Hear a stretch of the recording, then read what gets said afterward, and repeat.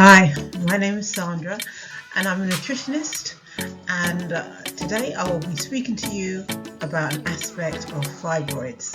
Just like to tell you, I am not a healthcare professional, neither am I a doctor, but I'm here to just share with you my experiences on this journey of wellness. So I hope you enjoy.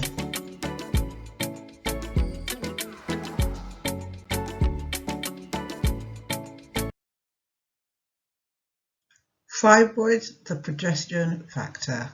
Understand to heal.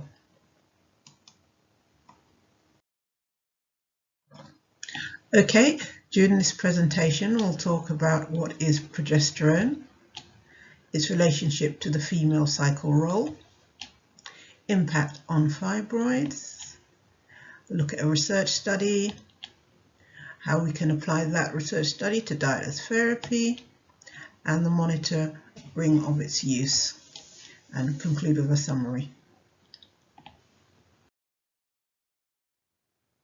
Okay, so what is progesterone?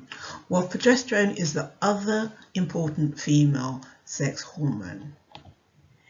It's, as all hormones is, it's a chemical messenger, so it brings information to the cell.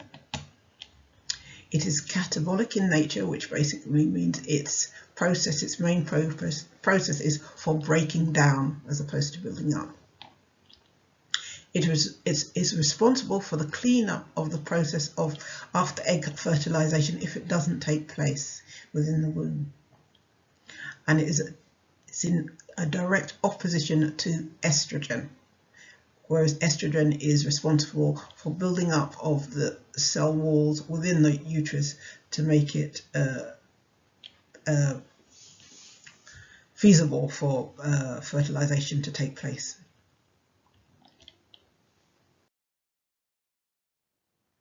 So, if we're to look at the female cycle, we'll look at the menstrual cycle. A normal menstrual cycle is approximately 28 days. So progesterone is necessary for the post-14 period when it's breaking down the cell lining. If, as I said, if egg fertilization hasn't taken place, it is controlled via the pituitary gland, and it is produced in the corpus luteum, which, as you can see here, is where the corpus luteum is. That's around the 21-day process when it's all broken down, and that's when menstrual cycle usually takes place.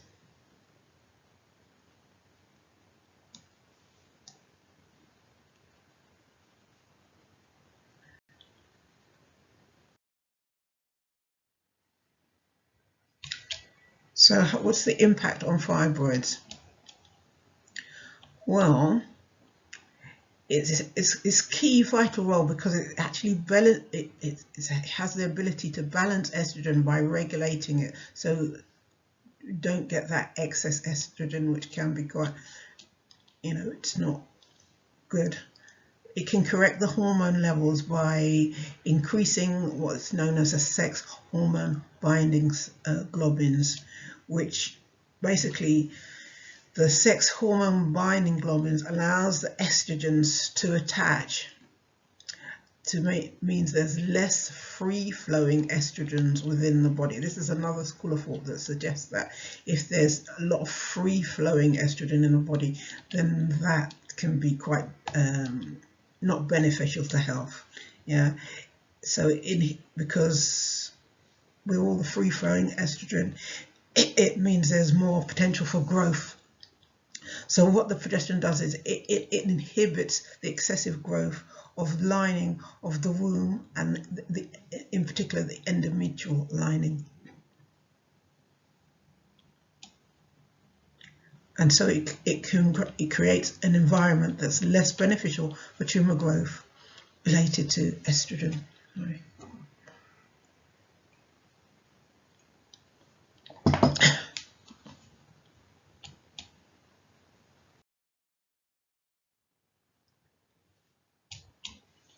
So if we look at this study, It's hard to look at. It's called the estrogen effect of yam ingestion in healthy post-menopausal women. And what they did is they actually they took a group of women and they looked at replacing yam instead of the staple, which would have been rice, in these women in their diet, to look at some of the parameters. What some of the parameters they was looking at is, would it increase beneficial female hormone levels? And they looked at that for 30 days. So the women ate the yam instead of the rice for 30 days. And what they found is it significantly improved the sex hormone binding globin levels. And anytime you hear significant in science, it basically means that, you know, it was, you know, it's one to be actually considered. You know, it has actually done a good job. They also, at another period in time, they actually looked at sweet potato to find out if that had the same capacity to increase the sex hormone globin levels, and they found that it didn't work with the sweet potato, but it did work with yams. And that's also really important, because a lot of times yam and sweet potato are kind of confused for one or another when they're actually total different species. So phytoprogestins. So what we have a look at, phytoprogestins is like a plant form of progesterone, yeah. And so what we see in yam, Latin Dioscorea, is it's a staple that's been cultivated in West Africa since 5000 BC. So it's been about for a long time. There are many different types of yams, and they are a staple carbohydrate. Traditionally, in traditional medicine, it has been used for menstrual disorders. So it has got some kind of history for being used for that kind of problem. And diosgenin, which is a component, one of the active components of yam, is something that is actually used in the pharmaceutical industry to produce synthetic hormones. So an ingredient. So they use other things as well. Going back to yam, using that as a phytoprogesterone, it is short acting, and so it does need to be used habitually in order for you to get in the benefits of helping with your cycle, monthly cycle, or not on, or just in general, even if you're not having a cycle anymore, but just in better female reproductive health. And another good point to add about this is, as with a lot of these foods that I speak about, it also has some health benefits on the skin, and an ingredient on that is called allantoin, and that is something as well used in the beauty industry, in terms of for smooth skin and things like that. So that's always a good one to hear about as well. So that's another anti-aging benefit. Yeah.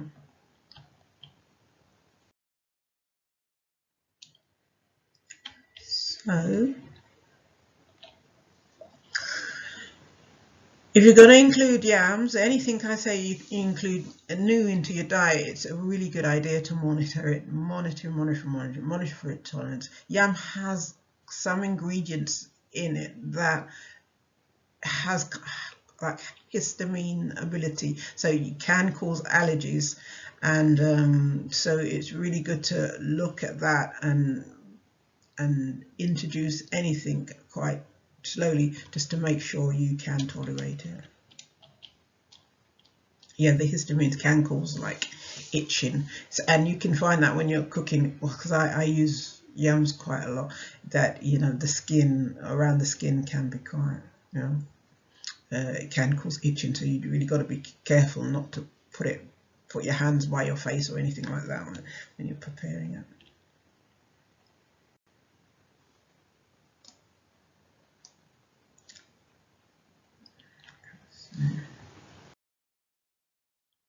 So in summary, progesterone is an important female sex hormone that regulates excessive growth of the uterine lining. It also regulates excessive estrogen, which is anabolic in nature, catabolic in nature, that should be, and beneficial for weight loss. In human studies, it has been shown to increase sex hormone binding globulins, which is good, and YAM has been demonstrated to increase sex hormone binding globulins in postmenopausal women and reduce the free-flowing estrogen implicated in tumor risks.